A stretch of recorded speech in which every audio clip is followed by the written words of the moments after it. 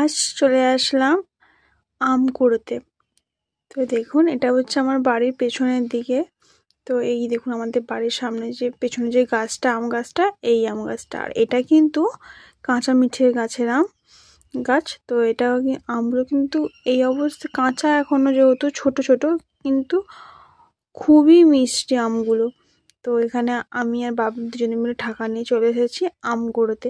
আর দেখুন কত বড় বড় সাইজের আমগুলো পড়ে গিয়েছে। ঝড় কিন্তু হচ্ছে না, তাতেই দেখুন এত বড় বড় সাইজ আম পড়ে আছে। দেখে মনটা খুবই খারাপ। তো এই আমগুলোকে নষ্ট করলে হয় বলুন? তো আমরা তাই প্রত্যেক দিন আম মাখা করে খাই। তো এই জন্য কুড়িয়ে নিচ্ছি সমস্ত আমকে, একটু খুঁজতে হবে আর কি। তো দেখুন এখানে শুধু কত বড় বড় আম, এই একটা দেখুন, দুটো, এগুলোকে সব মাখা করব। আর একটা জিনিস দেখায় আপনাদেরকে। তো এগুলো দেখে কি বুঝতে পারছেন কি এগুলো? দেখে মনে হচ্ছে বন গাছ, কিন্তু না, এগুলো হচ্ছে পান পাতার গাছ। এরকম বনের মধ্যে হয়েছে, অনেক হয়েছিল, কিন্তু এগুলো এতটা পরিমাণে চারিদিকে ছড়িয়ে গেছিল, তার জন্য কিছু কেটে দিয়েছে। তাতেই দেখুন এখনো কত রয়েছে।